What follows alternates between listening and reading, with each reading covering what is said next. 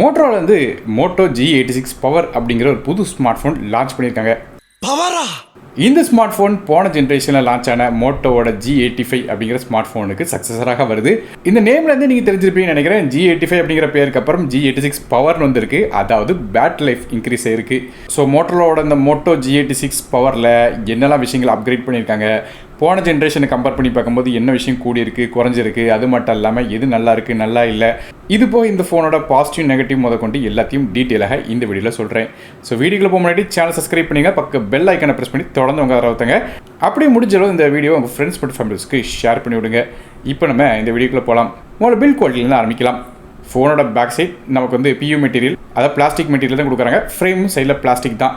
மற்றபடி ஃபோனோட back side வேகன் leather ஃபினிஷிங்கில் கொடுக்காங்க. ஃபோனோட திக்னஸ் மற்றும் வெயிட் அப்படி பார்க்கும்போது இந்த ஃபோன் 8.65 mm திக்னஸோட 198 கிராம் வெயிட் வருது. போன ஜென்ரேஷன் மோட்டோவோட G85 கம்பேர் பண்ணி பார்க்கும்போது இது திக்னஸ்லையும் கூடியிருக்கு, வெயிட்லையும் வந்து கூடியிருக்கு. காரணம் இதோட பேட்டரி கொஞ்சம் பெருசு. மற்றபடியாக இந்த ஃபோனுக்கு ஒரு சூப்பரான IP ரேட்டிங் இந்த ஃபோனில் கொடுத்துருக்காங்க. அதாவது IP68 மற்றும் 69 அப்படிங்கிற டியூயல் IP ரேட்டிங் கொடுக்குறாங்க. அதாவது IP68 மற்றும் 16 கொடுத்த காலத்தில் ஃபோன் தண்ணிக்குள்ளே விழுந்தாலும் பிரச்சனை இருக்காதுன்னு சொல்கிறாங்க. அதனால் நம்ம வந்து மழைக்காலங்களில் ஃபோனை வந்து வெளியே கொண்டு போனாலும் எந்த விதமாக பிரச்சனையும் ஆகாது. இதில் நோட் பண்ண விஷயம் என்ன கேட்டிங்கன்னா, போன ஜென்ரேஷன் மோட்டரோட G85 நமக்கு IP52 ரேட்டிங் தான் கொடுத்துருந்தாங்க. இந்த தடவை நல்லாவே இன்க்ரீஸ் பண்ணிட்டாங்க இந்த IP ரேட்டிங்கை. மேலும் இந்த ஃபோனோட பில்ட் குவாலிட்டியுமே இன்க்ரீஸ் ஆயிருக்கு. அப்படி பார்க்கும்போது இந்த ஃபோனுக்கு MIL/STD 810H அப்படிங்கிற மிலிட்ரி ஸ்டாண்ட் கொடுத்துருக்காங்க. அதாவது இந்த ஃபோனுக்கு மிலிட்ரி ஸ்டாண்ட் கொடுத்த காரணத்தினால நமக்கு வந்து ஃபோன் கொஞ்சம் ஆக்சிடென்டலாக எங்கேயா கீழே விழுந்துச்சுனாலும் கொஞ்சம் தாங்கும். ஸோ இது மாதிரியாக மோட்டரோட G86 பவரில் வந்து நமக்கு வந்து இந்த பில்ட் குவாலிட்டி இன்க்ரீஸ் பண்ணியிருக்காங்க.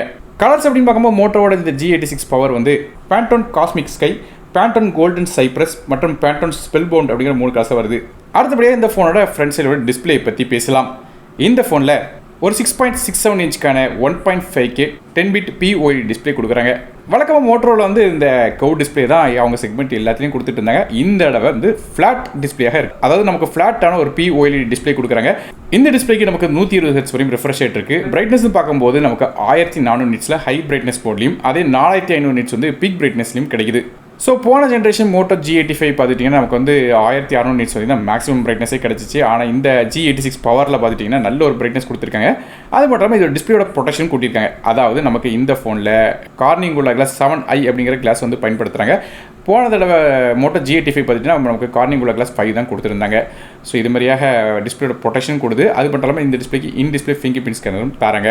மற்றபடி இந்த டிஸ்பிளே நமக்கு வந்து 4K கண்டென்ட்ஸ் வந்து யூடியூப்ல ஸ்ட்ரீம் பண்ண முடியும். ஆனால் HDR சப்போர்ட் வந்து இதில் கொடுக்கல. அதாவது நெட்ஃப்ளிக்ஸ், அமேசான் பிரைம் மாதிரியான ஆப்ஸில் வந்து நமக்கு HDR கண்டென்ட் ஸ்ட்ரீம் பண்ண முடியாது. இந்த ஃபோன் டிஸ்பிளேல எந்த விதமான ஸ்க்ராட்ச் கார்டை வந்து ப்ரீ அப்ளைடாக தரல. ஸோ ஒருவேளை உங்களுக்கு டெம்பர் கிளாஸ் வேணும்னு நினச்சிங்கன்னா நீங்கள் எக்ஸ்ட்ராவாக போட வேண்டியிருக்கும். நான் ஏற்கனவே சொன்ன கார்னிங் உள்ள கிளாஸ் 7i இருக்குது. இருந்தாலும் உங்களுக்கு வந்து டிஸ்பிளே உடஞ்சிருமோ சொல்லி பயந்தீங்கன்னா நீங்கள் வந்து டெம்பர் கிளாஸ் போட்டுக்கலாம். ஸோ இது ஒரு பாசிட்டிவான விஷயம். ஏன்னு கேட்டிங்கன்னா, இதுக்கு முன்னாடி லான்ச் ஆன மோட்டோரோலா ஃபோன்ஸ் எடுத்துக்கிட்டிங்கன்னா இந்த கவு ஸ்க்ரீன் கொடுப்பாங்க. அதுக்கு டெம்பர் கிளாஸ் தேடி கண்டுபிடிக்கிறதே கஷ்டம். ஆனால் இந்த இடம் ஃப்ளாட் டிஸ்பிளே கொடுத்ததுனால அது கொஞ்சம் ஈஸி ஆயிடுச்சு. இது போக இதில் வந்து ஸ்மார்ட் டச் 2.0 அப்படிங்கிற டெக்னாலஜி கொடுக்குறாங்க. ஈரக்கையை வச்சு நீங்கள் டிஸ்பிளே தொட்டாலும் டிஸ்பிளே வந்து நல்லா ரெஸ்பாண்ட் ஆகும். இதே மாதிரியாக இந்த ஃபோனில் டிஸ்பிளே கொடுத்துருக்காங்க. ஸோ டிஸ்பிளே ஒரு நல்ல தரமான டிஸ்பிளே கொடுத்துருக்காங்க. நான் ஏற்கனவே சொன்ன மாதிரி நமக்கு ரெசல்யூஷன் கொஞ்சம் கூடி இருக்குது. அதாவது 1.5K இருக்குது. போன generation Moto G85 full HD plus resolution உள்ள டிஸ்பிளே தான் கொடுத்துருந்தாங்க. இந்த இடம் நமக்கு 1.5K டிஸ்பிளே மாதிரி இருக்குது. இது போக பிரைட்னஸும் இன்க்ரீஸ் ஆயிருக்கு, டிஸ்பிளேயோட ப்ரொடெக்ஷனும் இன்க்ரீஸ் ஆயிருக்கு. அடுத்ததாக நமக்கு இந்த ஃபோனில் ப்ராசரை பற்றி பார்க்கலாம். இந்த ஃபோனில் நமக்கு மீடியாடெக்கோட டிமென்சிட்டி 7400 அப்படிங்கிற ஒரு 4 nm ப்ராசர் பயன்படுத்துகிறாங்க. ஸோ நோட் பண்ண வேண்டிய விஷயம் என்ன கேட்டிங்கன்னா, ஃபாரின் கண்ட்ரிஸ் அதாவது குளோபல் லான்ச்சில் வந்து ப்ராசர் வந்து கொஞ்சம் கம்மி பண்ணியிருந்தாங்க. இந்தியாவில் வந்து நமக்கு ப்ராசரோட ரேட்டிங் கொஞ்சம் கூட்டியிருக்காங்க. அதாவது குளோபல் வெர்ஷன் வாங்கினா அதில் மீடியாடெக்கோட டிமென்சிட்டி 7300 அப்படிங்கிற ப்ராசர் தான் கொடுத்துருந்தாங்க. ஆனால் அதுக்கு பதிலாக இந்த மோட்டோவோட G86 பவரில் டிமென்சிட்டி 7400 அப்படிங்கிற சிப்செட் தான் கொடுக்குறாங்க. அந்த ப்ராசரோட ரேங்கிங் இப்போ நீங்கள் ஸ்க்ரீனில் பார்க்கலாம். அதாவது 64,000 கிடைக்குது. மார்க்னு பார்க்கும்போது 146 மார்க்கும் B கிரேடும் கிடைக்குது. ஸோ இதோட பெர்ஃபார்மன்ஸ் எப்படி இருக்குன்னு பார்க்க முன்னாடி போன ஜென்ரேஷனில் மோட்டோ G85 என்ன சிப் கொடுத்துருந்தாங்கன்னு பார்த்தீங்கன்னா, அதில் ஸ்னாப்ட்ராகனோட 6S Gen 3 அப்படிங்கிற ப்ராசர் கொடுத்துருந்தாங்க. அந்த ப்ராசருக்கு 96 ரேங்க் வந்துச்சு. ஸோ அந்த ப்ராசர் கம்பேர் பண்ணி பார்த்தீங்கன்னா இது நல்ல ஒரு பவர்ஃபுல் சிப்னு சொல்லலாம். ஸோ ரெண்டையும் கம்பேர் பண்ணி பார்க்கும்போது பெர்ஃபார்மன்ஸ் டெஃபினட்டாக இன்க்ரீஸ் ஆயிருக்கு. ஸோ இந்த மீடியாடெக்கோட டிமென்சிட்டி 7400 சிப்பால் நமக்கு வந்து ஆப்ஸ் ரன் பண்ணலாம், மல்டி டாஸ்கிங் ரன் பண்ண முடியும்.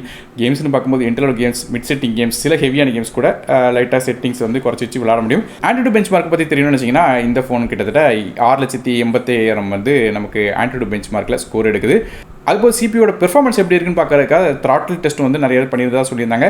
ஸோ அதை வச்சு பார்க்கும்போது கிட்டத்தட்ட 87% வந்து சிபியோட ஸ்டெபிலிட்டி வந்துச்சு. அதனால் நமக்கு பெர்ஃபார்மன்ஸ் அடி விடாது, நல்ல ஒரு ப்ராசர் கொடுத்துருக்காங்க. மற்றபடி பிஜிஎம் விளையாட முடியுமான்னு கேட்டிங்கன்னா ஸ்மூத்தில் வந்து 60 ஃப்ரேம்/செகண்ட் வச்சு நீங்கள் வந்து கேம்ஸ் வந்து விளையாட முடியும். அடுத்தபடியாக இந்த ஃபோனோட ரேம் மற்றும் இன்டர்னல் ஸ்டோரேஜை பற்றி பார்க்கலாம். இந்த ஃபோன் வந்து 8GB RAM with 120GB storage அப்படிங்கிற ஒரே ஒரு கான்ஃபிகரேஷன் தராங்க. ரேம் வெர்ஷன் LPDDR4 RAM வருது. ஸ்டோரேஜ் UFS 2.2 தான் கொடுக்குறாங்க. ஸோ நமக்கு வந்து ரேம் வெர்ஷன் கூட ஓகே தான். அந்த ஸ்டோரேஜ் UFS 2.2ங்கிறது கொஞ்சம் நெகட்டிவ். இந்த அட்லீஸ்ட் UFS 3.1 கொடுத்துருக்கலாம். ஆனால் வந்து ப்ரைஸ் பாயிண்ட் வச்சு பார்க்கும்போது நமக்கு 120Kல பெரிய லெவலில் எக்ஸ்பெக்ட் பண்ண முடியாது. ஸோ ஓகே அப்படின்னு வச்சுக்கலாம். அதாவது ஏதாவது பேக்ரவுண்ட் ப்ராசஸ் நிறையா சைமல்டேனியஸாக நீங்கள் ஓப்பன் பண்ணும்போது கொஞ்சம் நீங்கள் ஸ்லோவாக இருக்கிறத நோட் பண்ணலாம். மோட்டோரோட G85ல வந்து நமக்கு ரேம் இன்டர்னல் வெர்ஷன் வந்து நிறையா இருந்துச்சு. ஆனால் இதில் ஒரே ஒரு வெர்ஷன் தான் லான்ச் பண்ணியிருக்காங்க. அட்லீஸ்ட் ஒரு 2GB வேரியன்ட் வந்து கொண்டு வந்துருக்கலாம். ஏன் கொண்டு வராமல் விட்டாங்கிறது தெரியல. மற்றபடி இந்த ஃபோனுக்கு டியூல் சிம் சப்போர்ட் இருக்குது. அதான் ஹைப்ரிட் சிம் செட்டை தராங்க. அதனால் இந்த ஃபோனில் 2 சிம் கார்டு பயன்படுத்தலாம். அப்படி இல்லைனா ஒரு சிம்மும் ஒரு மைக்ரோஸ்டிக் கார்டும் அட் டைமில் ஃபோனில் யூஸ் பண்ணிக்கிட முடியும். மைக்ரோஸ்டிக்கோட கெப்பாசிட்டி அப்படின்னு பார்க்கும்போது நமக்கு 1 TB வரையும் இந்த ஃபோனில் யூஸ் பண்ணலாம். அடுத்த இந்த ஃபோனோட ஓஎஸ் பற்றி பேசலாம். இந்த ஃபோன் வந்து நமக்கு மோட்டரோல கஸ்டம் இன்டர்ஃபேஸான MyUX அப்படிங்கிற இன்டர்ஃபேஸ் ரன் ஆகுது. இது வந்து Android 15 பேஸ் ஓஎஸில் ரன் ஆகுது. அப்டேட்ஸ்னு பார்க்கும்போது இந்த ஃபோனுக்கு 1 வருடத்துக்கான ஓஎஸ் அப்டேட்ஸும் 3 வருடத்துக்கான செக்யூரிட்டி பேட்ச் அப்டேட்ஸும் தரதாக மோட்டரோல ப்ராமிஸ் பண்ணியிருக்காங்க. ஸோ வெறும் 1 வருஷம் தான் அப்டேட் கொடுத்துருக்காங்க. கொஞ்சம் இது நெகட்டிவ் தான். அட்லீஸ்ட் ஒரு 2 வருஷம் கொடுத்துருக்கலாம். ஏன்னா ஸ்டாக் ஆண்ட்ராய்டுங்கும் போது பெரிய லெவலில் அவங்களுக்கு கஷ்டமாக இருக்காது அந்த ஓஎஸ்லாம் ரெடி பண்ணுறதுக்கு. இருந்தாலும் நமக்கு வந்து 1 வருஷம் தான் அப்டேட் கொடுத்துருக்காங்க. இது போய் இந்த ஃபோனில் ஸ்மார்ட் கனெக்ட் அப்படிங்கிற ஃபீச்சரும் இருக்குது. அது மூலமாக உங்கள் ஸ்மார்ட் ஃபோனில் உள்ள அந்த ஃபைல்ஸ் எல்லாம் டேட்டா கம்ப்யூட்டரில் மாற்றி கேஷ் பண்ண முடியும். இந்த selfie camera, web camera use பண்ணலாம். இதுமாதிரி பல விதமான விஷயங்கள் நீங்கள் வந்து பண்ணலாம் இந்த ஸ்மார்ட் கனெக்ட் மூலமாக. அடுத்தபடியாக ஃபோனோட கேமராஸ் பற்றி பார்க்கலாம். பேக் சைடில் இந்த ஃபோனில் நமக்கு 2 கேமரா இருக்குது. இது போல் அடிஷனல் இன்னும் சென்சர் கொடுக்குறாங்க. அது மாதிரி பார்க்கும்போது மொதல் கேமரா ஒரு 50 மெகாபிக்சலுக்கான சோனியோட LYT600 அப்படிங்கிற சென்சர் பயன்படுத்துகிறாங்க. இது f1.8 அப்பச்சில் வருது. சென்சரோட சைஸ்ன்னு பார்க்கும்போது இது ஒரு 1/1.95 இன்ச்சுக்கான சென்சராக வருது. மேலும் ஆப்டிகல் இமேஜ் ஸ்டெபிலைஸ் சப்போர்ட் இருக்குது. ஆனால் பிரைமரி கேமரா எடுக்கிற வீடியோஸ்லாம் வந்து நமக்கு வந்து ஷேக்கினஸ் இல்லாமல் இருக்கும். மற்றபடி ரெண்டாவதாக ஒரு 8 மெகாபிக்சலுக்கான அல்ட்ராவைட் கேமரா கொடுக்குறாங்க. 118 டிகிரி வரையும் அல்ட்ராவைட் ஷாட்ஸ் இந்த கேமராவோட எடுக்க முடியும். இது f2.2 அப்பச்சில் வருது. மேலும் இதே கேமராவில் மேக்ரோ மோட் ஷாட்ஸும் எடுக்கலாம். இதே மாதிரியாக ஃபோனோட பேக் சைடு நமக்கு 2 கேமரா வருது. இது போக அடிஷனலாக ஒரு ஆம்பியன்ட் சென்சரும் ஃபோனோட கேமராஸ் பக்கத்தில் வருது. அது மூலமாக இந்த சென்சரால் நமக்கு வந்து டெப்த் எஃபெக்ட், கலர், எக்ஸ்போஷர் மாதிரியான விஷயங்களை வந்து டிடீட் பண்ணி அது மூலமாக கேமராவுக்கு வந்து நமக்கு இன்புட் கொடுக்கும்னு சொல்கிறாங்க. மற்றபடி ரியர் ஃபேசிங் கேமரா நமக்கு வந்து 4K ஃபுட்டேஜ் வரையும் வீடியோஸ் வந்து எடுக்கலாம். இதுபோல் கேமராவோட குவாலிட்டி அப்படின்னு பார்க்கும்போது 20 செக்மெண்ட்டில் வந்து என்ன எதிர்பார்க்க முடியுமோ இந்த கேமரா அதை பூர்த்திப்படுதுன்னு சொல்கிறாங்க. அதாவது ஃபோட்டோஸ் வந்து நல்லா எடுத்துச்சு சொன்னாங்க. டே டைம் எடுத்த ஷார்ட்ஸ்லாம், அது மட்டும் இல்லாமல் நமக்கு வந்து போர்ட்ரேட் மோட்லாம் எட்ஜ் டிடெக்ஷன் நல்லாவே இருந்துச்சுன்னு சொல்கிறாங்க. குவாலிட்டியும் நல்லா டீசெண்டாக இருந்தது அப்படிங்கிற மாதிரியாக பல விதமான ரிவ்யூஸ் வாசிக்க முடிஞ்சுது. மற்றபடியாக நமக்கு லோலைட் ஷாட்ஸ் ஓரளவு ஓகே அப்படிங்கிற மாதிரியாக இருக்குது. அதே செல்ஃபி கேமரா அப்படின்னு பார்க்கும்போது இந்த ஃபோனில் ஒரு 32 மெகாபிக்சலுக்கான ஃப்ரண்ட் ஃபேசிங் கேமரா தராங்க. இது f2.2 அப்பச்சில் வருது. செல்ஃபி கேமராவில் நமக்கு வந்து ஃபுல் HD+ வீடியோஸ் மட்டும் தான் எடுக்க முடியுமே தவிர 4K வீடியோ இல்லை எடுக்க முடியாது. மற்றபடி செல்ஃபி கேமரா எடுத்த ஷார்ட்ஸ் ஃபோட்டோஸுமே வந்து நல்லா இருந்துச்சு சொன்னாங்க. ஸோ கேமராஸ்னு பார்க்கும்போது நமக்கு வந்து போன வருடம் மோட்டோ G85ல என்ன கேமரா பயன்படுத்தியிருந்தாங்களோ அதே தான் இந்த மோட்டோ G86 பவருக்கும் வந்து கொண்டு வந்திருக்காங்க. இதில் நல்ல விஷயம் என்னென்னு கேட்டிங்கன்னா மோட்டோவில் வந்து ஃபாரின் லான்ச் பண்ணும்போது இந்த சோனி சென்சரை தூக்கிட்டு அதுக்கு போல ஆம்னிஷனோட கேமரா வச்சிருக்கிறதா நியூஸ் வந்து வாசிக்க முடிஞ்சுது. ஸோ அப்படி பார்க்கும்போது இந்தியன் மாடல் தான் இந்த மோட்டோ G86 பவரில் பெஸ்ட்னு சொல்லலாம். அடுத்தபடியாக இந்த ஃபோனோட ஆடியோஸ் பற்றி பேசலாம். இந்த ஃபோனை நமக்கு USB Type-C ஆடியோ தராங்க. ஸ்டீரியோ ஸ்பீக்கர்ஸ் இருக்குது. Dolby Atmos support, hi-res audio சப்போர்ட்லாம் இருக்குது. மேலும் நமக்கு ஸ்பீக்கர் வந்து குவாலிட்டி பார்த்துட்டிங்கன்னா நமக்கு வந்து இந்த பாட்டம் சைட் ஸ்பீக்கரில் ஒரு 60% வால்யூமும் அதே இயர்பீஸில் வந்து ஒரு 40% வால்யூம் வந்துச்சு. ஸோ ஓவராலாக பார்க்கும்போது பெரிய லெவலில் டிஃப்ரென்ஸ் இல்லை, நல்லா தான் இருந்தது. இது போக வீடியோ ரெக்கார்டிங் பண்ணும்போது இன்னும் தெளிவாக ரெக்கார்ட் பண்ணுங்கிறதுக்காக இதில் 2 மைக்ரோஃபோன்ஸ் கொடுக்காங்க இந்த ஃபோனில். ஸோ ஆடியோ குவாலிட்டி நல்லாவே இந்த ஃபோனில் கொடுத்துருக்காங்க. மற்றபடி இந்த ஃபோனில் பல விதமான AI ஃபீச்சர்ஸும் இருக்குது. குறிப்பாக சொன்னு கேட்டிங்கன்னா AI ஸ்மைல் கேப்சர் அப்படிங்கிற ஃபீச்சர் இருக்குது. அது மூலமாக ஃபோன் ஆன் பண்ணி வச்சுட்டு நீங்கள் சிரிக்கும் போது ஆட்டோமேட்டிக்காக ஃபோட்டோஸ் எடுக்கும். இது போய் AI ஃபோட்டோ என்ஹான்சர் அப்படிங்கிற ஃபீச்சர் இருக்குது. ஃபோட்டோட குவாலிட்டி கூட்டுறதுக்கு. இது போய் AI சூப்பர் ஜூம் அப்படிங்கிற ஃபீச்சர் இருக்குது. ஜூம் பண்ணிங்கன்னா அது ஆட்டோமேட்டிக்காக டீட்டெயில் இன்னும் கூட்டுறதுக்கு. மேலும் கூகுளோட எடிட்டிங் ஃபீச்சர்ஸும் கொடுத்துருக்காங்க. குறிப்பாக சொன்னோம்னா AI magic eraser, AI photo unblur, circle to search, மேலும் ஜெமினி அசிஸ்டன்ட் மாதிரியான ஃபீச்சர்ஸ்லாம் இந்த ஃபோனில் கொடுத்துருக்காங்க. ஹாப்டிக் ஃபீட்பேக்கை பொறுத்தவரையும் இந்த ஃபோன் ஓகேன்னு சொல்லலாம். ரொம்ப ஆகவும் இல்லை, நார்மலாக இருந்தது. அடுத்த நெட்வொர்க்ஸ் பற்றி பேசலாம். இந்த ஃபோனில் நமக்கு 5Gக்கான SNSC சப்போர்ட், டியூல் 4Gக்கான VoLTE, ப்ளூடூத் 5.4 GPS மாதிரியான விஷயங்கள் கொடுக்குறாங்க. NFC இந்த ஃபோனில் கொடுக்கல.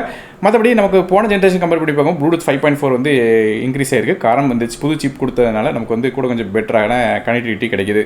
அதே பேட்டரிஸை பற்றி பேசலாம். போன ஜென்ரேஷன் மோட்டோ G85 எடுத்துக்கிட்டிங்கன்னா அதில் ஒரு 5000 mAh பேட்டரி கொடுத்துருந்தாங்க. ஆனால் இந்த தடவை இந்த மோட்டோவோட G86 பவரில் 6720 mAh பேட்டரி கொடுக்குறாங்க. அது சார்ஜிங் ஸ்பீடு பார்த்தீங்கன்னா இன்க்ரீஸ் ஆயிருக்கு. அது 30 வாட்லேருந்து 33 வாட்டாக இன்க்ரீஸ் பண்ணியிருக்காங்க போன ஜென்ரேஷன் கம்பேர் பண்ணி பார்க்கும்போது. So 33 watt fast charging support இருக்கிற காரணத்தால் ஓரளவு டீசெண்டாக சார்ஜ் பண்ண முடியும். சார்ஜிங் ஸ்பீட் அப்படின்னு பார்த்தீங்கன்னா நமக்கு வந்து 50% சார்ஜ் வந்து 35 நிமிஷத்தையும், அது 100% சார்ஜ் வந்து கிட்டத்தட்ட 1.25 மணி நேரத்துக்கு கொஞ்சம் மேலே டைம் எடுத்துக்கிடுது. இதே மாதிரியா ஃபுல் சார்ஜர் இருக்குது இந்த ஃபோன் டைம் எடுத்துக்கிடுது. மற்றபடி ஸ்க்ரீன் ஆன் டைம் அப்படின்னு பார்க்கும்போது நமக்கு கிட்டத்தட்ட 9 மணி நேரத்துக்கு மேலே பேட்டரி லைஃப் வந்து வருது. ஸோ நல்ல ஒரு பேட்டரி லைஃப் கிடைக்குது. ஒருவேளை எக்ஸ்ட்ரீமாக கேமிங் விளையாண்டிங்கன்னா கொஞ்சம் குறையும். ஸோ நல்ல ஒரு சாலிடான பேட்டரி லைஃப்னு சொல்லலாம். குறிப்பாக சொன்ன கேட்டிங்கன்னா நீங்கள் வந்து ஃபுல் சார்ஜ் ஆச்சுன்னா ஃபோன் வந்து 1.5 நாள் கிட்ட பேட்டரி லைஃப் வந்து நிற்கும் நார்மல் கேஷுவல் யூசேஜில். மேலும் இந்த மோட்டோட G86 பவரில் சார்ஜர் நமக்கு பாக்ஸ்லேயே வந்துடுது. இது ஒரு நல்ல விஷயம். இந்தியாவில் மட்டும் தான் சார்ஜர் பாக்ஸில் வருது. மற்றபடி மற்ற கண்ட்ரீஸில் யூரோப்பியன் கண்ட்ரீஸ் மாதிரி கண்ட்ரீஸ்லாம் வந்து இந்த ஃபோன் லான்ச் ஆயிருக்கு. அதில் வந்து சார்ஜர் பாக்ஸில் கிடையாது. ஸோ ஃபாரின் வெர்ஷன் கம்பேர் பண்ணி பார்க்கும்போது இந்தியன் வெர்ஷன் கொஞ்சம் பெட்டர். சிப் டவுன் கிரேட் பண்ணல, நல்ல சிப் கொடுத்துருக்காங்க. ரெண்டாவதாக கேமரா சென்சர் சோனி சென்சர் கொடுத்துருக்காங்க. ஆனால் ஃபாரினில் ஆம்னிவேஷன் சென்சர் தான் கொடுத்துருக்காங்க இந்த பிரைமரி கேமரா. இது போக நமக்கு வந்து சார்ஜர் பாக்ஸ்லேயே தந்துடுறாங்க. ஃபாரினில் பாக்ஸில் சார்ஜர் தரல. இதே மாதிரியான நல்ல விஷயங்கள் இந்த ஃபோனில் இருக்குது. கடைசியாக அதோட விலையை பற்றி பார்க்கலாம். நான் ஏற்கனவே சொன்ன மாதிரி இந்த ஃபோன் வந்து 6GB RAM with 120GB storage அப்படிங்கிற ஒரே ஒரு கான்ஃபிகரேஷன் தான் இந்த மோட்டோட G86 பவர் வருது. அப்படி பார்க்கும்போது இந்த ஃபோனோட விலை 17,999 அப்படிங்கிற ப்ரைஸிங்கில் கொண்டு வந்திருக்காங்க. ஸோ போன ஜென்ரேஷன் மோட்டோட G85யும் இதே ப்ரைஸிங்கில் லான்ச் பண்ணியிருந்தாங்க. ஸோ அதை கம்பேர் பண்ணி பார்த்தோம்னா ப்ரைஸிங்கில் பெருசாக இன்க்ரீஸ் ஆகலை. ஸோ அந்த டைமில் லான்ச் ஆகும்போது G85 என்ன ப்ரைஸிங் கொடுத்துருக்காங்க அதே ப்ரைஸிங் தான் இந்த G86 பவரும் கொடுக்குறாங்க. ஸோ ஓவரலாக இந்த ஃபோனோட பாசிட்டிவ் நெகட்டிவ் அப்படின்னு பார்க்கும்போது நமக்கு இந்த ஃபோனில் பெரிய பேட்டரி கொடுத்துருக்காங்க. சார்ஜிங் ஸ்பீடு கொஞ்சம் கூடியிருக்கு. இது இப்போ சிப் வந்து நல்லாவே இன்க்ரீஸ் பண்ணியிருக்காங்க. மீடியாடெக் கூட டிமென்சிட்டி 7400 சிப் வந்து நல்ல சிப்பாக இருக்குது. அதுபோல் டிஸ்பிளேல குவாலிட்டியுமே கூடியிருக்கு. மற்றபடி நெகட்டிவ்ஸ் பார்க்கும்போது இந்த ஃபோனில் வெறும் UFS 2.2 ஸ்டோரேஜ் தான் கொடுக்குறாங்க. இது ஒரு நெகட்டிவ். இது இப்போ ஃபோனில் IR பிளாஸ்டர் கிடையாது. அதை ரிமோட்டை யூஸ் பண்ண முடியாது. மற்றபடியாக இந்த ஃபோனுக்கு 1 வருடம் தான் சாஃப்ட்வேர் அப்டேட் கொடுக்குறாங்க. இது போக HDR கண்டென்ட்ஸ் பார்க்க முடியாது. அது போக இந்த RAM அண்ட் இன்டர்னல் ஸ்டோரேஜ் வந்து ஒரு 2GB வெர்ஷன் வந்து கொண்டு வந்துருக்கலாம். அது கொண்டு வராமல் விட்டாங்க. இதே மாதிரியே நெகட்டிவ்ஸ் இந்த ஃபோனில் இருக்குது. ஸோ ஓவரலாக பார்க்கும்போது போன வருடம் மோட்டோட G85 கம்பேர் பண்ணி பார்க்கும்போது இந்த G86ல் நிறைய விஷயங்கள் அப்கிரேட் ஆகிருக்கு நான் இப்போ சொன்ன மாதிரி. ஸோ ஒர்க் ஃபார் மணி சொல்லலாம் இந்த மோட்டரோட G86 பவர். ஆனால் நோட் பண்ண விஷயம் நமக்கு 2GB வெர்ஷன் வந்துச்சுன்னா இன்னும் கொஞ்சம் நல்லாயிருக்கும். மேபி கொஞ்சம் லேட்டாக வந்து லான்ச் ஆகிறதுக்கான வாய்ப்பு இருக்குது. ஸோ நீங்கள் இந்த மோட்டரோட G86 பவரை பற்றி நினைக்கிங்க அப்படிங்கிறத கீழே காமெண்ட்ஸையும் மென்ஷன் பண்ணுங்கள். வீடியோ பிடிச்சா ஒரு லைக் கொடுத்துங்க. உங்கள் ஃப்ரெண்ட்ஸ் மற்றும் ஷேர் பண்ணி விடுங்க. நானும் டெக்கி தமிழுக்காக மற்றொரு வீடியோ சந்திக்க வரை நன்றி, வணக்கம்.